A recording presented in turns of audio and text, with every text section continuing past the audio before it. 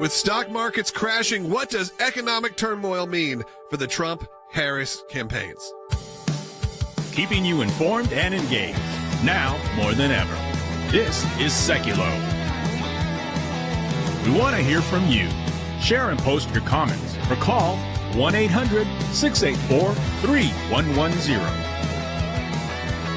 And now your host, Logan Sekulow. Welcome to Sekulow. We got a packed show today. Rick Rennell's joining us later, as well as Harry Hutchinson and CC Heil, talking about news that are going on in the world of the AClj, as well as the news that a lot of us woke up to and sort of anticipated over the weekend, which was the economic downturn showing off in the stock market as things seem to be plummeting this morning. Will's got a degree in finance, so I said, you know what, Will Haynes, executive producer, is going to be joining me in here. He's going to discuss this. I like they all just said, really? I saw your producers go, really? He's got a degree in finance. We also have Harry Hutchinson joining us to really break down what's happening, because I think there is a good contingent of people, and I'm not saying sometimes it's not me included in this, who are not heavily invested in the stock market, and maybe this isn't the first thing that they care about. They wake up, sure, if they hear an economic downturn, if they hear unemployment is rising, those kind of things, yeah, those are some alarming moments, but sometimes the immediate effect of the stock market isn't what we're thinking of. But people need to start giving this sort of a global perspective and, of course, a political perspective. As you saw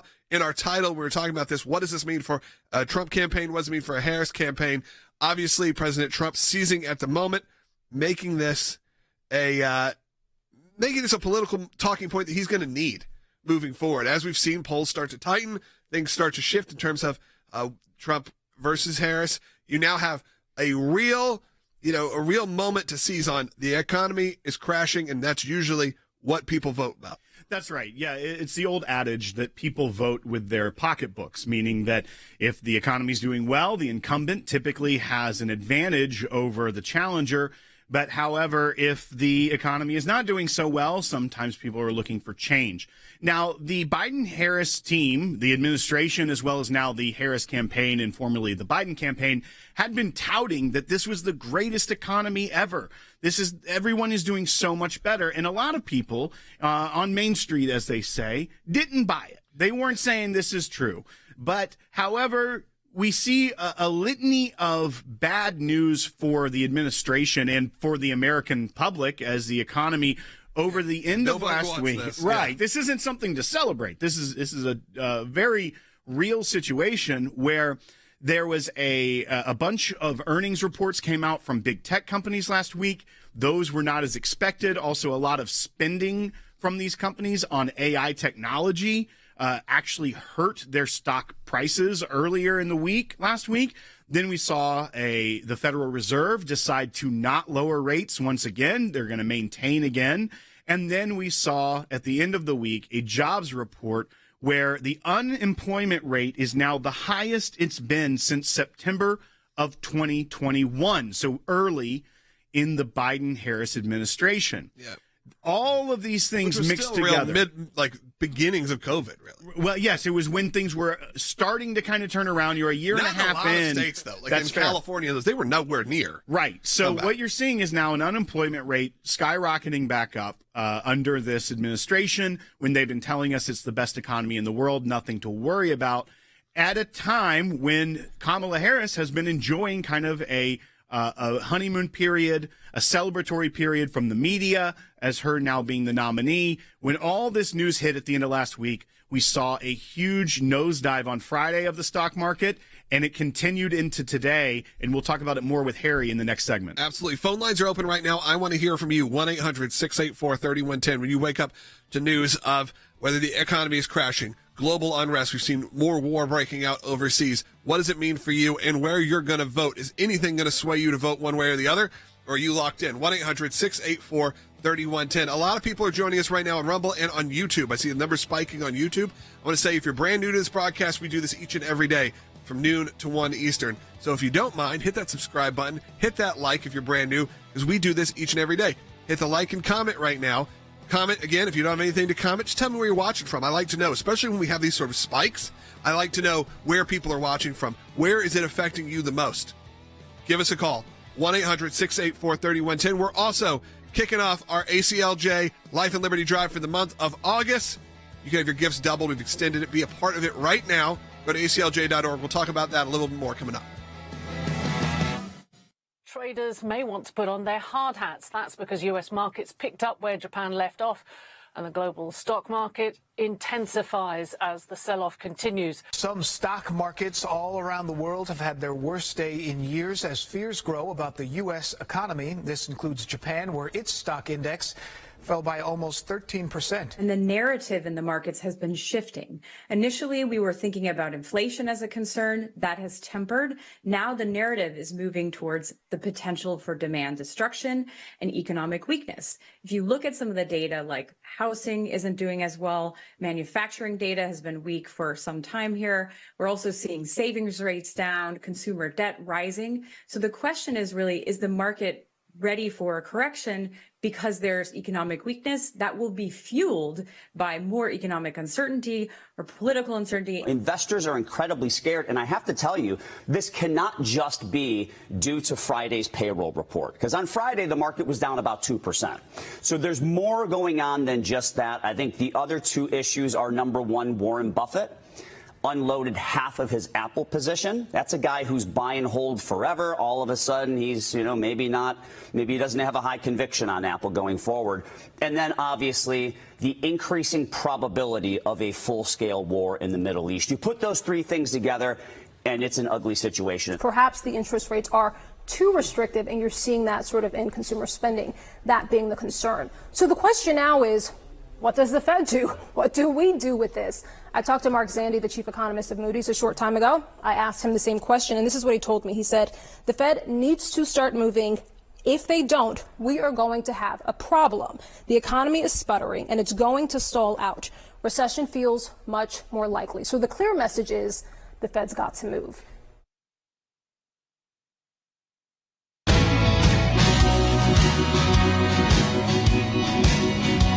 Welcome back to Sekulow. Phone lines are open. I want to hear from you. I know this topic, like I said, can get a little heady as we start to really discuss the ins and outs of why the economy is crashing, what it looks like moving forward. But I do want to know, is the economy still the most important thing for you in terms of where you're going to vote? Is that the number one? I know historically, as they say, that is the number one. People look at the economy. I'm not sure about our listeners. I don't know if our viewers, and I don't know if that's where their hearts really are at. Now, you can give me a call. Let me know. 1-800-684-3110. Of course, you can put that in the comments as well. Joined by Harry Hutchinson to discuss this a bit further. If you want to get in the weeds, we're going to get in the weeds a little bit about why this is happening and what it could mean in the future. Because, like we said, as we started, what this means for a potential Harris run, as we've seen a bit of a cooling. The polls are still trending in her favor in that sense, just purely based on everything on sort of the newness of everything. But when moments like this happen, and you have the S&P 500 down 3.5% almost, the Dow Jones Industrial Average down 2.7, Nasdaq down 4. This is alarming for a lot of people. But maybe we need to break down a bit of why it's alarming and what led to this. Well, I think it's an important pivotal moment in U.S. economic history, and it will test Kamala Harris's ability to be agile and nimble in the face of bad economic news. So I think it's clear to virtually everyone that the stock market has fallen sharply, not only in the United States, but in Japan and much of the rest of the world. Now, in part, this follows, of course, a bad jobs report last week. Unemployment shot up to 4.3%. Only 114 new jobs were created. But the picture with respect to jobs is actually much worse. Why? Because most of the new jobs that we've created in the United States since the Biden administration took office have gone to illegal and legal immigrants as opposed to native-born Americans. Hence, many native-born Americans don't feel very good about the economy. You couple that with high interest rates. So, for instance, the average home price, if you factor in mortgage rates and the price of a house, have doubled for many people. And so those rates have kept a large number of Americans, particularly first-time buyers, out of the market. Yeah. This has fueled worldwide uncertainty. And right now, neither Joe Biden nor Kamala Harris can basically offer a path forward. And I think that is one of the problems. Meanwhile, Donald Trump has suggested that this would in fact occur, and it has now occurred. Whether or not it's occurred simply because he suggested it, I'm not going to venture a comment on, but I will say that most people trust Donald Trump's judgment on the economy a little bit more than they trust the Biden administration. So what's the remedy? Many people are pushing for a Federal Reserve rate cut. That may be exactly the wrong advice, because if you go back for the last 30 years in U.S. economic history, a Federal Reserve cut in the face of such bad economic news has generally preceded what? The R word, a recession. And that means that a rate cut could actually worsen the forecast. I think that is a big concern, because I think there are a lot of people, even like me, who are looking at, traditionally, and if I look at my path, I would have probably moved at this point, like from my house. I would have left my house. But there's nowhere for me to move. I look at it, it's crazy, because you go, okay, well, would I like to quadruple that's not even joking. To me, to move to just the same house, essentially, at this point, it would be, my mortgage payment would be 4 times what it is right now. So my wife and I have these discussions of like, what happens if you are in that situation where thankfully we love our house, but we've looked at you just look after 7-8 years, like, sure, we'll see what else is out there. And you realize it's impossible. And it's impossible for a lot of people right now. And when you say that, rate cuts, those things may not actually help, I think it does send up even more red flags to people going, okay, we have to steady this. Well, and that, to your point, is that for years now, the Biden administration, along with Kamala Harris, have been gaslighting the American public, because what we're seeing now is symptoms of what's been going on. You're seeing it hit the top. You're seeing it hit these large companies. You're seeing the world react. You're being burdened by what has been. Right. But there's a lot of people who have been feeling this strain. When you talk about being able to move houses, even laterally, because of the rates, it's impossible for many people. If you get a job in a new city, you have to consider the ramifications of, you may get, a nice pay raise because you got a new job, but it may actually be making less money because your housing costs are going to go up so much. And so what now we think the American public has been feeling for a while, that the Biden administration has been straight up lying to your face about, is coming to fruition at the worst period for the Harris campaign. But I think we should play this bite. This is from January of this year. This is Vice President Kamala Harris in an interview with Katie Couric talking about the economy. And let's go ahead and play it and get Professor Hutchison's reaction to this, bite 10. We have historic accomplishments in terms of the economy, what we've done to move forward. It's science, technology, and investment in the American workforce, growing the American workforce, rising wages, bringing down prices. Historic work has happened, no question. It is incumbent on us to let people know who brung it to them, frankly. Yeah, that is coming from, again, Vice President Harris from this past January with Katie Couric. Just what is essentially just a lie. Just lying to your face, telling you everything is fine like the Wizard of Oz. Absolutely. And so Kamala Harris touts the Biden administration's historic accomplishments.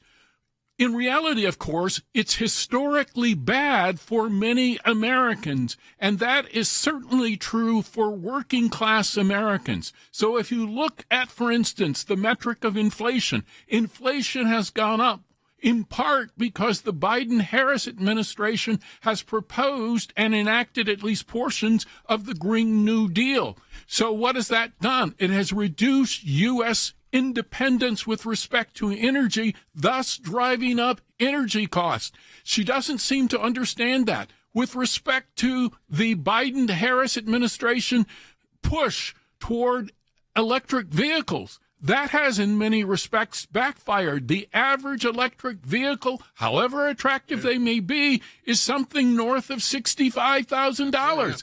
that is an impossible vehicle for most average American people. So if you are an investment banker and you're earning north of $2 million, of course an electric vehicle is fine. Yeah. But for most Americans, this is a troublesome idea.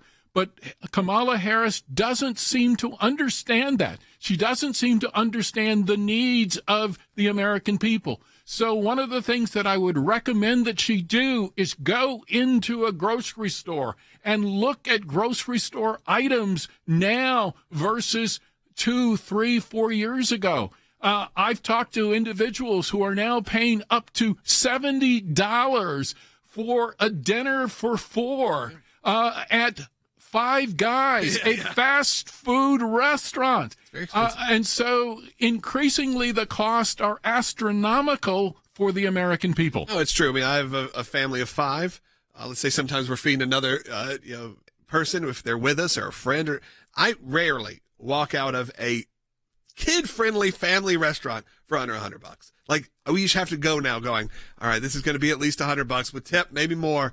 And that is unfathomable for a lot of people. And again, you go to your local Mexican restaurant, you go to places that historically are where you're going to go and you're going to have a good meal for a good price, and you look at it and go, it's not their fault. And you look at it and go, wow, this was, the cost of half a PlayStation. This is a bizarre time we're living in. Well, and you couple all that with the fact that a senior economic advisor this morning for the Biden administration left the administration to go where? To go work on the Harris campaign. Maybe a bad time to leave the real job of advising the sitting U.S. president on the economy to go work on the campaign to try to reelect the vice president. You have that coupled with a looming conflict in the Middle East with Iran and many other things. It seems like the honeymoon period for Kamala Harris may be over. We'll see how it plays out. Yeah, we absolutely will. Look, we're going to take your phone calls coming up at 1-800-684-3110.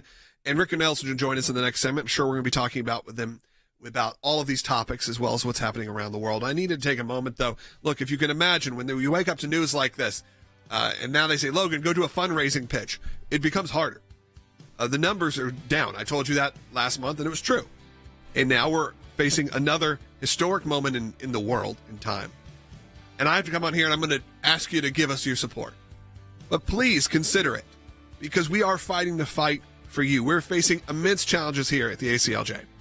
And this is the Life and Liberty Drive for the month of August. We have so many new cases coming in. We have a new one coming in a couple weeks I cannot wait to share with you. It's really groundbreaking, which is why our Life and Liberty Drive has been extended. Have your gifts doubled still. All right, we have great people ready to match right now at aclj.org. So I'm going to encourage you. We're literally fighting to save lives, but we can't carry out our mission without you. Our AClj supporters and AClj champions keep us in the fight. Have your gift doubled right now at aclj.org. Israeli officials are bracing for a potential attack from Iran in retaliation for recent assassinations of the top Hezbollah and Hamas leaders. The attack could reportedly come as early as today. President Biden will convene his top national security officials in the White House Situation Room today as the U.S. deploys additional forces to the Middle East. The Pentagon sending an aircraft carrier, warships, and an extra squadron of fighter jets to the region in one of the largest deployments since October 7th. Now, the White House says the goal is to try to deter Iran from attacking. But if that doesn't work, those forces will help Israel to defend itself. Now, the U.S. was deeply involved in shooting down a wave of Iranian drones and missiles back in April, but an Israeli official tells NBC News this time they are bracing for worse. The Wall Street Journal does report that Iran told U.S. and Arab diplomats that it didn't care if its counterstrike started a war. With this in mind, Israel is taking steps to prepare for prolonged conflict, as reports indicate the initial Iranian response could come in waves and include extensive missile and drone attacks. A document sent to mayors of northern cities told officials to prepare for water outages, power cuts, and evacuations. And in Jerusalem, an underground command bunker for government officials was opened by the Shin Bet security agency. Because the attack against Ismail Haniyeh, the political leader of Hamas, happened in Iran right after the ceremony bringing in Pezeshkian, the new president. It was just such a major embarrassment to Iran that they have to act. They have to do something. They can't just do it through their proxies, and it's going to have to be more than what we saw in April. Secretary Blinken, 3 sources on a call with him and the G7 foreign ministers, where he said that they were expecting a response as soon as Monday morning local time.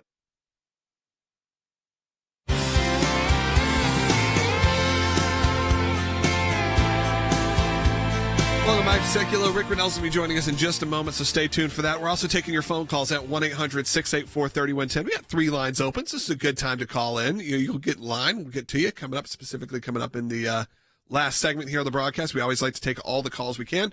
And then later on in the broadcast, CC Heil is going to be joining us as well to talk about an important AClj case. But Rick's joining us now by phone. Rick, it has been a crazy time. Obviously, everyone woke up to the news of the stock market crashing, what that means for the economy. And, of course, the first thought has got to be, after the sort of Harris honeymoon, as I keep saying it, this is not what the Harris campaign wanted to wake up, to see, because obviously if you're looking for who can fix the economy, it's pretty clear.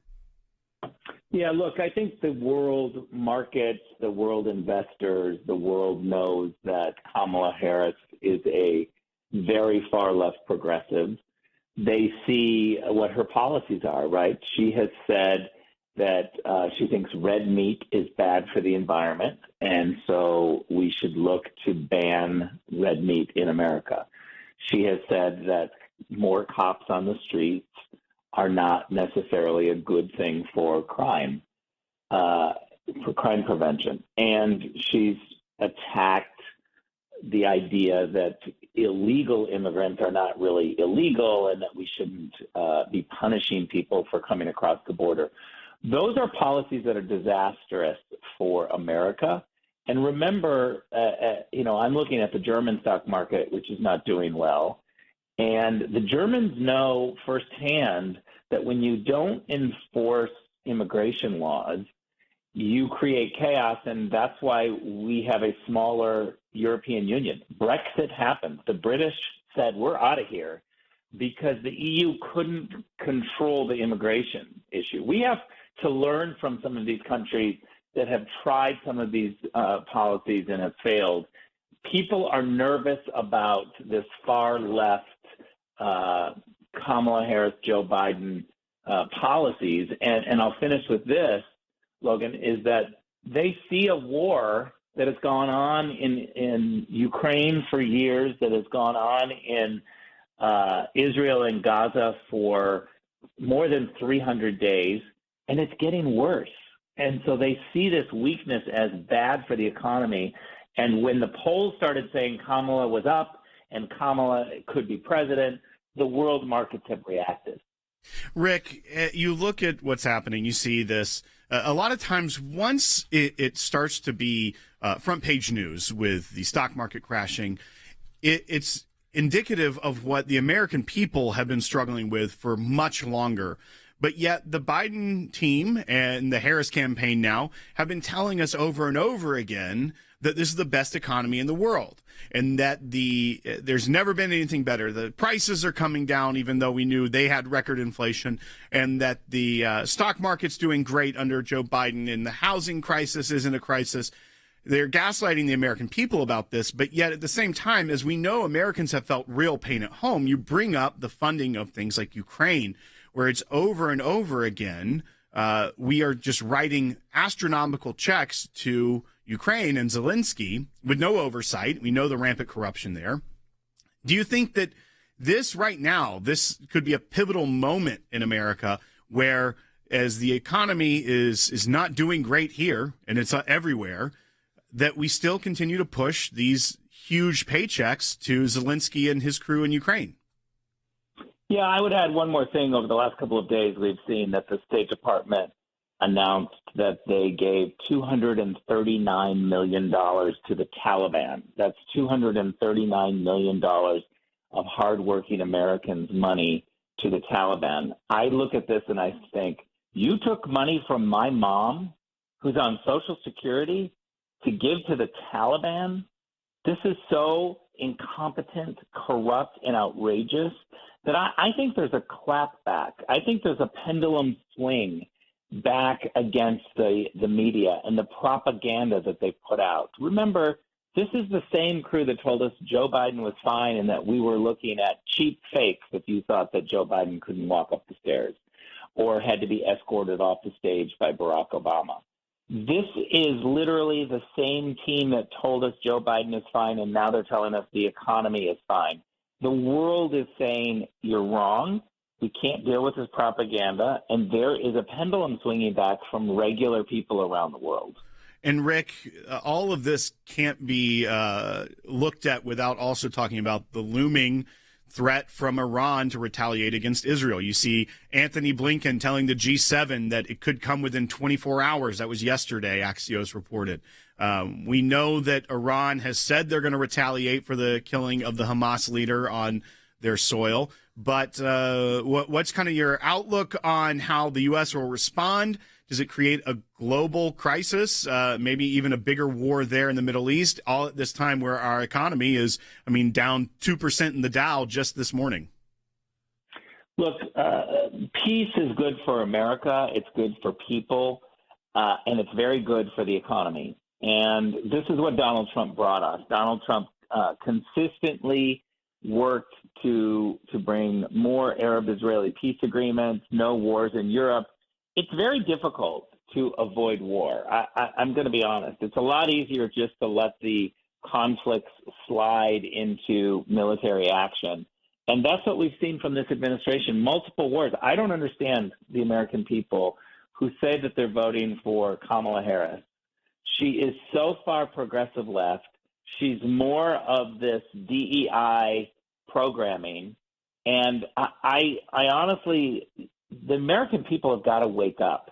They cannot keep complaining about wars and killings and an open border and inflation and vote for the people that are giving it to them. To me, what's happening today is just proof of what we've always known, is that these weak policies from Biden and Harris are going to make our country less safe and less prosperous. And of course, I'm sure they'll blame previous administrations, as every president does. So, Rick, thank you so much for joining us. I did want to take a minute here as we head to the next segment of the broadcast. If you don't get us for the full hour, I encourage you to watch us online. We're on aclj.org, Facebook, or Rumble. Some stations carry the full hour. Some only do half hour if you're listening on terrestrial radio.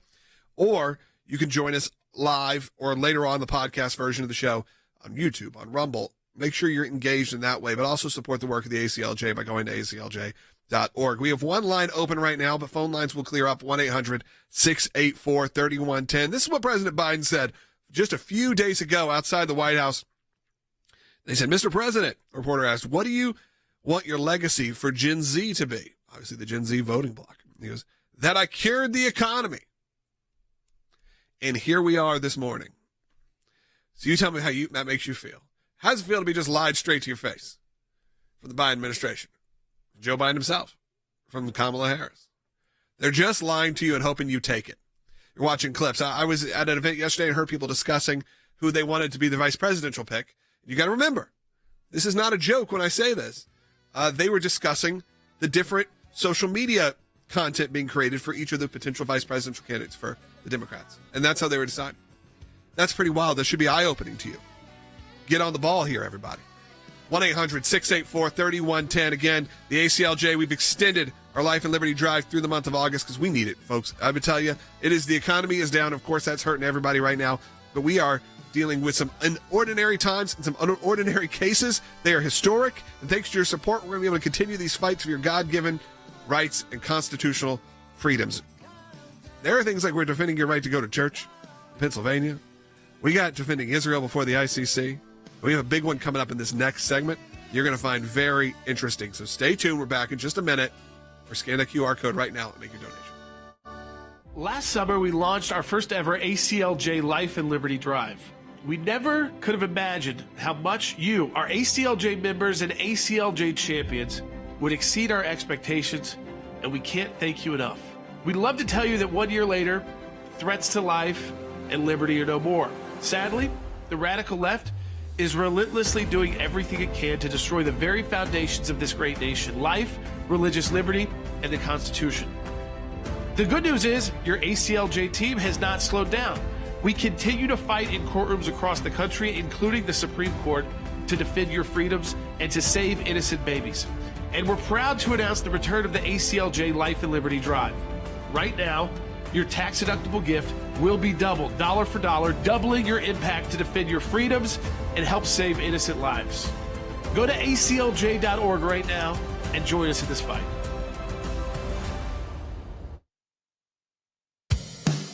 Keeping you informed and engaged, now more than ever. This is Sekulow. And now your host, Logan Sekulow. Welcome back to Sekulow. We're going to take some phone calls, 1-800-684-3110. Let's go to Kathleen, who's calling in Florida, who's watching on YouTube. Kathleen, go ahead. Good afternoon. I look at the entire picture, not just one thing that they've done, that this administration has done, but everything that they have done has seek to weaken everything, our military, our economy. Everything has been weakened and dumbed down. It's like we don't matter. They're the only ones that matter. And even I have a deaf friend that can even tell that this administration is out of here. I mean, it's just terrible. And I look at who is looking to build up America, who has the values that we respect and that we've held near and dear all of our lives. And the Democrats do not. Their whole agenda is not to strengthen us. It has nothing to do with American people. We the people, we have no say in it. But so I definitely, Donald Trump would have my vote. Yeah. Not Kathleen, because he... Kathleen, I hate to cut you off. I think we're just running a little low on time, and I appreciate you calling in and giving your point of view of where the economy is. The economy's your number one. We have some calls coming in. The economy's not the number one. We're going to take some of those coming up. Stay on hold. Give us a phone call, 1-800-684-3110. I think that's true. When you have a situation where the economy is plummeting, you have another situation where there's large storms happening and tropical storms that are really disrupting things on the coasts. That's obviously going to throw a lot off as well. And you even have a looming vice presidential pick coming tomorrow. There's a lot going on this week. This is not the start of how we wanted to start our week, talking about the economy falling, the stock market's crashing, war with Iran, storms in Florida. This is really it can be a chaotic time. And I don't want it to come into this and feel like we're taking this too lightly. You're taking it very seriously. You have to look at what's happening around the world, whether stuff that we can control or stuff we can't, and how it's going to affect the future. Because even how you deal with storms, even how you deal with that is something you're voting for. You're voting with how you're going to deal with emergency situations.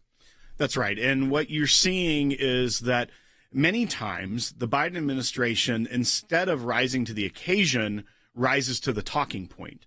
And they spin things, they say things that they did that they didn't do, or they just tell you you're wrong and what your eyes are telling you aren't true. I mean, the case in point is even about the president himself, that when you saw the state that the president was in, they told you it was a cheap fake. And therefore you shouldn't believe it. I look at this storm happening right now in Florida. A couple people are dead. 300,000 are without power as the storm hits. And all I can go back to in my head is, how are we going to deal with this? Because remember what happened in East Palestine. Right. This would happen. I mean, how easily, quickly we forget these disasters happen, and the administration almost ignores them, pretends they didn't happen, tell you nothing's wrong, don't go to visit the border. All of those situations that are either naturally occurring or policy controlled, it doesn't matter. It all has the same kind of impact if you're running a certain kind of administration or campaign. We got to not forget about that when we're moving forward. Also, you had the situation over the weekend where Donald Trump said he wanted to debate, and Kamala Harris said, no, I'm not going to debate you there because he wants Fox and she wants ABC. Of course, ABC, he's currently thinking litigation over right now, so that is unlikely.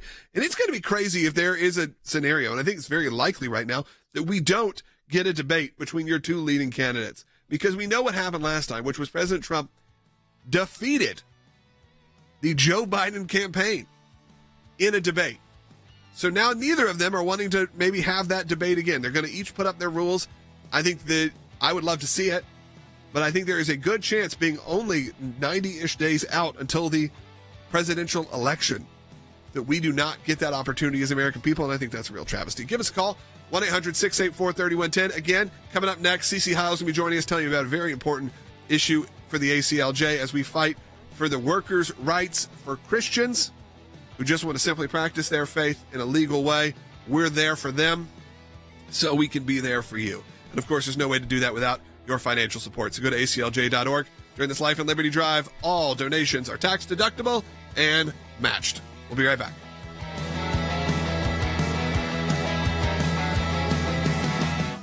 The Western world is sort of shifting in their tone towards Israel. This is with a concern even with a Harris administration that could happen away from even a Joe Biden administration, which was obviously not that pro-Israel, but a Harris administration we know would be even more hostile. You have what happened in the UK. UK obviously had a massive election.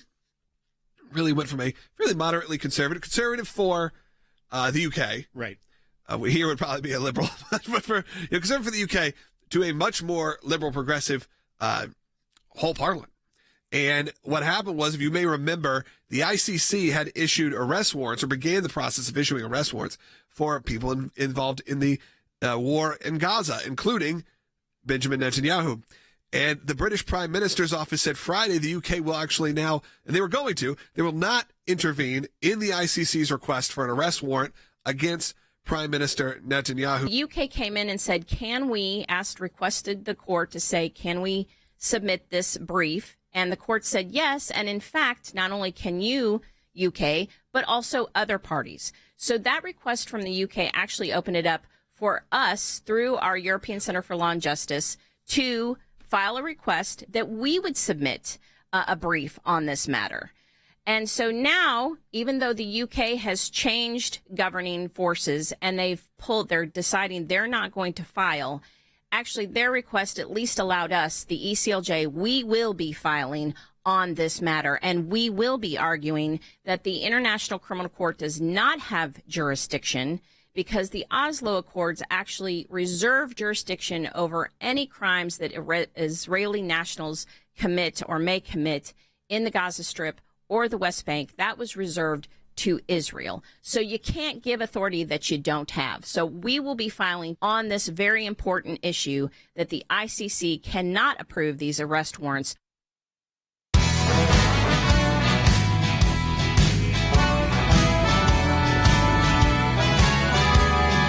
Welcome back to Sekulow. Some phone lines are open. And in the next segment, I always like to take as many calls as I can. So go get in line. 1-800-684-3110. CC Hiles joining us, senior counsel for the AClj. With an AClj news story that's happening right now, we're getting involved. And this is, sometimes you think of these cases, they may be really big picture, but sometimes they're very nuanced. Sometimes you don't want to say they're small because the ramifications are gigantic. And the ramifications, by the way, are huge for all of you as well. This is sort of core AClj that we have fought for years successfully. And here we are once again with a situation where an employee simply wants to practice their faith in a way where they just want to go to church on Sunday. And a giant company is saying, no, we don't do that here. So go ahead. Let's start us in the beginning where we're at. Sure.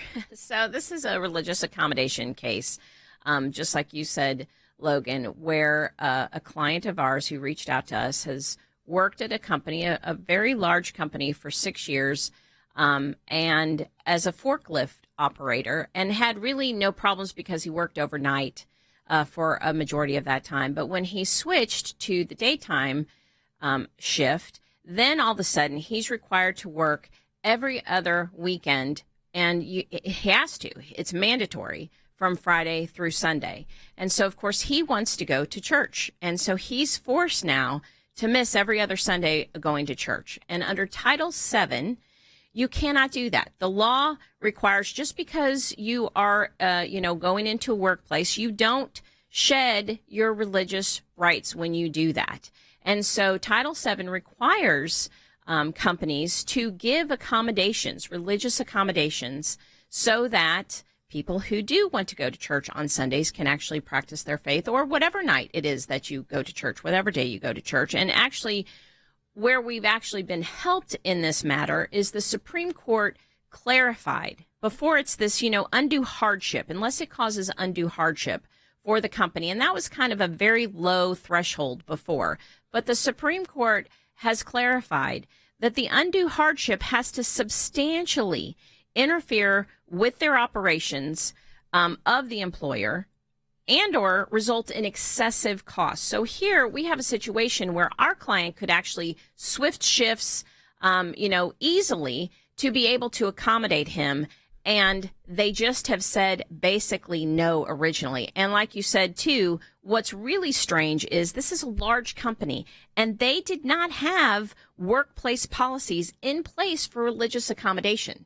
So we shot off a demand letter and we are demanding that they have these accommodations and that they actually accommodate our client. Yeah, we're getting involved right now. It's happening as we speak. These negotiations and things are happening.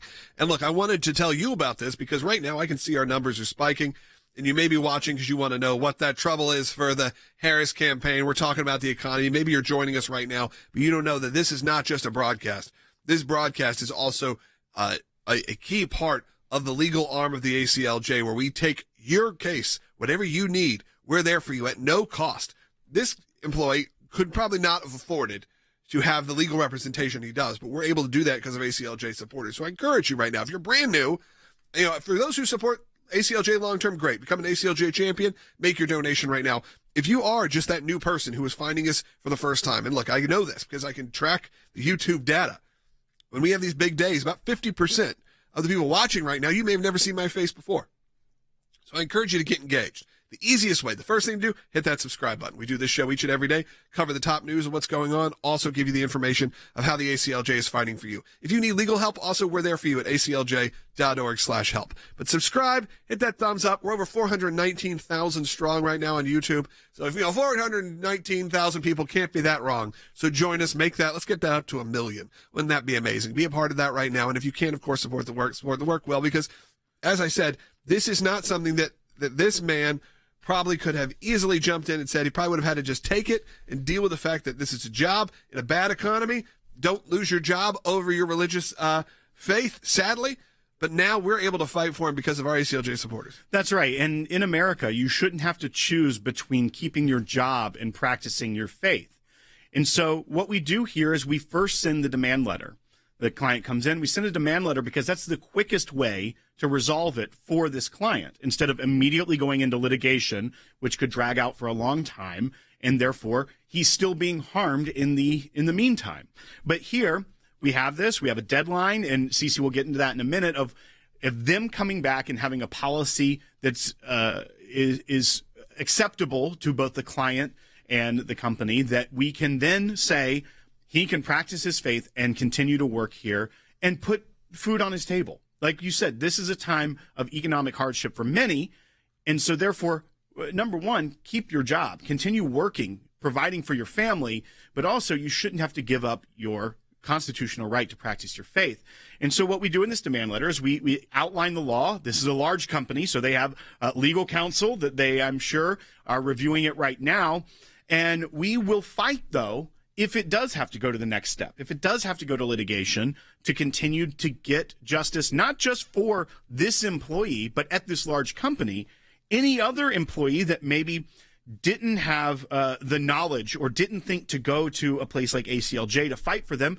And the last thing on their mind is, in this economy, I want to go hire a lawyer to make sure I can go to church on Sunday and still keep my job. But that's what we're doing here. It's no cost to this employee, but it's going to have an effect on anyone at that company when we prevail in this. Yeah, that's right. And the economic harm, you might think, okay, well, he's having to use, and I didn't clarify this, but they actually forced him to use his part-time off to actually take off a Sunday instead of accommodating him. So he's, losing money and income. And somebody might think, well, okay, it's just one Sunday every other week, but that can be groceries on your table. That can be, rent payment. So it's very important that we stand up for his religious liberty and his rights under the law. And like you said, Will, it's absolutely, when we fight and we get this accommodation for our client, it will then have repercussions throughout the whole entire company, that everyone who wants a religious accommodation, hopefully they will then put a religious accommodation policy in place. And that's what we're hopeful for. And like you said, a lot of times we can just do the demand letter quickly and we're talking to their, legal team, and maybe they realize, oh my gosh, we didn't realize that we didn't have this policy in place. And best case scenario, here's the law, ways, right? Yeah. And you've given us the law and we know it, and it's supported by a very recent Supreme Court decision. So it's very strong, very strong legal argument for our client. So we're very hopeful. Friday's the deadline, and we're hopeful that we will hear back and have a quick resolution for our client and for everyone who works at this company. Yeah, so I want to encourage everyone. If you hear this story and you go, hey, maybe the ACLJ could help me. Well, one, we probably can if it's within our scope. I want you to go to aclj.org/help. You fill out really a really simple form that just says, here's the basis of what's going on. Does it fit within our sort of scope of the categories that we do here? And if it does, you get immediately assigned to an ACLJ attorney. I think people need to know that too. They're not going to just a mass telemarketing group that's just going to take your information. No, you're going to be assigned essentially an attorney immediately, and the determination is going to happen whether we can support you or not. So there's no harm in just going to aclj.org/help and say, here's the issue I'm having. Can you guys help? And often we can. And of course we can't do that. And by the way, we help for zero cost. There's zero cost to you as the client or any of the clients. Now, obviously we can't do that without your financial support. And as we report on the economy, and it's going to be the next segment, I see a lot of the calls that are lined up. That's what we're going to be talking about. It's hard to say the economy is crumbling, also give us money. That is a tough place to put anyone in. But I'm going to encourage you, even if it seems like meaningless to you, the ACLJ is built on individual donors at a very low level. People that donate $10, $20. I think the average gift's somewhere between $45 and $75. This is not people giving thousands of dollars a month. Collectively, it's amazing because you have things like 21,000 ACLJ champions. You have 420,000 people who get to watch this content for free on YouTube alone. Another couple 100,000 on Rumble. We're able to provide that without a paywall. Why? Because we are supported by you, the ACLJ supporters. And that is why I encourage you to support the work of the ACLJ at aclj.org during the Life and Liberty Drive. For August, we extended it. That means donations are matched because the people said, hey, I want to keep matching. We're going to keep matching it. aclj.org. Any donation made is effectively doubled. But also, in the next segment, because the ACLJ does not work without your support, I like to hear from you. So I always try to save that last segment for the voices that are most important in the room. You've heard from an incredible panel of guests today, whether that was, obviously I'm Logan Sekulow. I'm here with Will Haynes, executive producer with CCIL Senior Counsel. We had Harry Hutchinson on, professor and Senior Counsel. We had on Rick Grinnell, former Director of National Intelligence. These people all engage in this show, but not just because it's a show, because it has a much bigger mission. So right now, aclj.org and do that. We are jammed right now on phone lines. But as soon as I take a call, the phone line opens up. If you're hearing someone talk, likely by the time it's being transmitted to you, that phone call is over, there's a line open. So keep calling 1-800-684-3110. And look, I'm reading some of these comments. Some of them may make you mad. And you may disagree with them, but that's okay, because I like to give voices to the people who need to be heard. And remember, these are American people from around the country and on social media, on YouTube and Rumble, around the world. Wherever you're watching from, put it in the chat. I'd love to hear from you right now. Hit that thumbs up and the subscribe button on Rumble, on YouTube, on Facebook, on X, wherever it is you watch this broadcast. Get engaged on that platform and all of them. We'll be right back.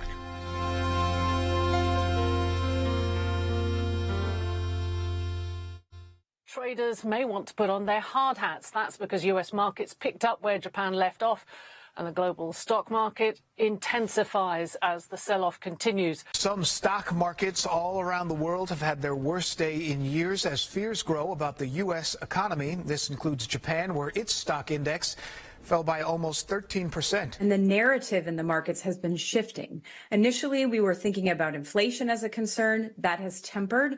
Now the narrative is moving towards the potential for demand destruction and economic weakness. If you look at some of the data, like housing isn't doing as well, manufacturing data has been weak for some time here. We're also seeing savings rates down, consumer debt rising. So the question is really, is the market ready for a correction because there's economic weakness that will be fueled by more economic uncertainty or political uncertainty? Investors are incredibly scared, and I have to tell you, this cannot just be due to Friday's payroll report, because on Friday, the market was down about 2%.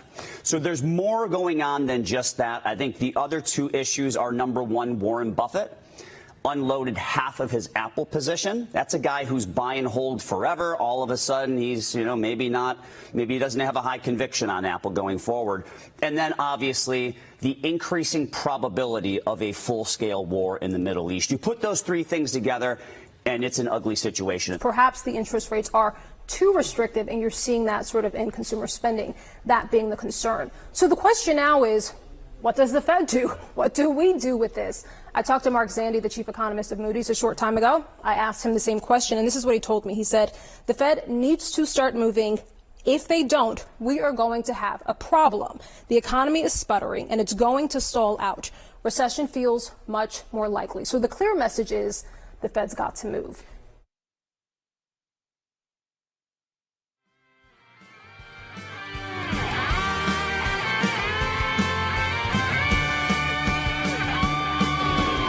Welcome back to Sekulow. In this segment, I like to take as many calls as we possibly can. So we got a full bank right now. Actually, one just opened up, 1-800-684-3110. We'll try to get to all the calls we can. Let's go to Lee, who's calling. You've been hold for half an hour. Lee's watching on Rumble. You're on the air. Hey, Kamala Harris posted a request for donations to open field offices in key swing states. What would those offices do, and how would the legal voters in those states keep those offices accountable? Well, that's very common. That you open offices in the states that are going to be the most contested. I worked for one. I can tell you, I worked for my brother during the Bush campaign. I worked for one of the Pennsylvania offices, which ended up being not fruitful. But I worked for the Pennsylvania office with that intention, and it was a pretty decent-sized office that was running, and they had staff specifically for it, and that's going to happen. So how do you keep them accountable? These are campaign, staffs. I was on a phone bank calling people saying, will you vote for, President George W. Bush? And then they'd scream and curse at you and you'd hang up. It was a fun afternoon. It was always a good time. It was always fun to be screamed at for hours when people don't like, you're calling me during dinner. I was one of those guys. I had to deal with it. But there's nothing really, I don't think there's a big take on this. It's just kind of common practice to spend your money where it's going to be used the most. It's like you're not going to see a Harris office other than something very small, like here in Tennessee. It's probably not going to happen. You're one of the reddest states in the country. So they're not going to put a ton of money. They're going to waste resources on a state. But they will put it in Pennsylvania and Maryland and some of these states that could go either way, or, all over the country. That's right. And as Logan said, normal practice, especially now as the convention for the Republicans are over, the convention kind of is almost over because now she's officially the nominee from the virtual vote, but it's the a public show. Convention later this month. But now you're going to see them spending those resources to have ground operations, field offices in the states they think are the most important. Obviously here, what you're talking about is Pennsylvania. You're talking about Michigan, Wisconsin, Arizona, even Nevada. You're going to see spending there. Georgia. That's why there was a big event in Georgia. It's not just the money that they spend on advertising and events and traveling. They actually have campaign operations in those states to try to reach as many people as possible and convince them that their candidate is the best candidate.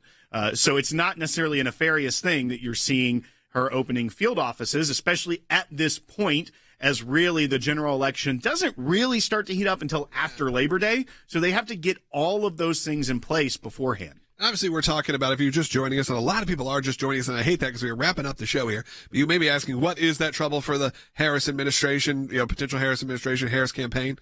It is the fact the economy is crumbling in front of our eyes. We're seeing that this morning, all the headlines right now, as she's about to pick her VP. We are seeing a huge drop in the stock market. Of course, that affects everyone. It affects your employment, potentially, depending on who you work for, and so on. I'm going to continue on these calls because I want to make sure I get to them, but I wanted that to be clear. Let's go to Harry, West Virginia. Watch on AClj.org. Appreciate that. You're on the air. Okay. I was always thinking that Harris was too close to Biden on the economy, and that was always going to hurt her. And as long as the lie persisted, Trump was going to have a good fight against her on the economy. With this falling now, I wouldn't be surprised to hear that they're calling for Harris to resign and let someone else become the torchbearer for the Democrats. Yeah, I think we're too late for that now. I will say officially, I think that we have gotten off track for that being a thing. And you honestly have seen some traction behind Harris. We can't pretend that's not happening. And I think their comments always going, don't look at the polls. I saw those calls. Don't look at the polls. We remember happened in 2016. The polls said Trump was going to lose in a landslide, and then look what happened. While true, what the polls start doing, and I think you saw that from the Harris administration today, and I saw this on social media. I say administration, campaign. It feels like a Harris administration. Is to start the conversation, just because the polls look good doesn't mean you can't go vote. Because same with Trump, you start to almost consider it done, and then you get distracted in the day, and all hell breaks loose because you didn't vote, and you were involved in these campaigns. You got something? Yeah, I was going to say to Harry's point as well is that why also it is such trouble for the campaign is that as tomorrow the vice president announces her VP pick, the first questions they're going to get are on the economy, and that's not the first questions they wanted to be getting. Now, once again, as we've talked about, this is a symptom of the broader economy. We have long believed that the Biden administration has not been doing a great job on the economy, but it doesn't mean that this is the end of the world for America. Well, I do want to be clear and offer some hope to people as well, is that America is resilient and strong, and with the right leadership, can have the thriving economy that America deserves. And so I think when you take that, it is trouble for a campaign that is run on very poor economic policies. And I think that should be scrutinized and probably will be the most important issue heading into November. And so we should all keep an eye on it. All right, agreed. Continue on. Let's go to Pete, who's calling in New York. Line 4, listening on the radio. You're on the air. Hello, everybody. Let me preface by saying I'm a big Trump supporter. But he is going to lose the election, and I will tell you why very succinctly. If Trump were to just stick to the issues, the condition of our country and how it was when he was president versus how it is now, there is no way Biden, Harris, or anyone else who was on that ticket would win this election. But sadly, what has happened to Trump is what has always happened to Trump. He is his own worst enemy. He's resorted to the name-calling, the insulting again. And unfortunately, he's alienating so many of the moderates that would have now voted for him this time because of the situation of his country.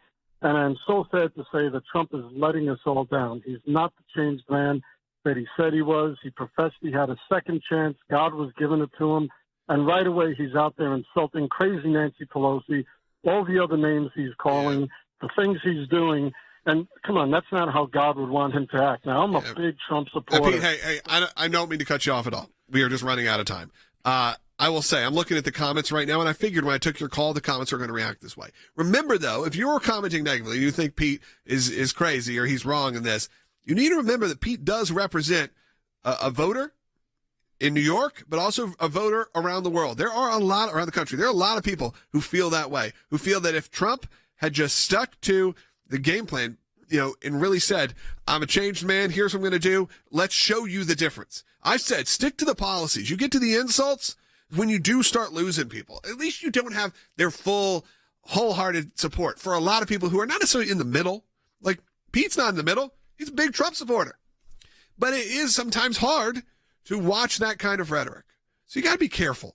Okay, I understand that people like it. They like the fact that we are in a bad place and they want someone to react in a way that screams that essentially that we are in a bad place. But if you were just to stick to the policies, I don't know if he would be President Trump. I don't know if you would have the traction that you're getting. But I understand his feelings and his frustration. Hey, Elizabeth, I'm sorry we're not going to be able to get to you today. Put her, let's have she calls back tomorrow. We'll do our best to get to her. Elizabeth, apologize for not getting to you. We only have 1 minute left. And, of course, that minute, like I said, support the work of the AClj if you can. Go to AClj.org. We're facing some pretty big challenges. Obviously, the economy being one of the biggest ones right now. And we are a organization that is supported by individual donors. When there's an economic downturn, people start using words like recession. Obviously, you're all going to be concerned. But no, the work of the AClj has to keep going. We have to keep fighting for you, for the individual, for the big picture projects like Israel. What's going on for the fight for life? We have something for the fight for life coming. You're going to be shocked by, and we're getting engaged in a really cool way. That's going to be coming in the next couple of weeks. So stay tuned for that. We can't do any of that without your support. So last call, I'm just going to encourage you today. Think about it. Pray about it. We are fighting literally to save lives. Be a part of it. Go to aclj.org. Become a AClj one-time supporter or an AClj champion. That's a monthly recurring donor. If you are brand new to this broadcast, what I ask you to do if you're watching on YouTube or Rumble or Facebook or X is follow, subscribe, whatever that is. Do it right now. I'd love to see that number spike. We'll talk to you tomorrow.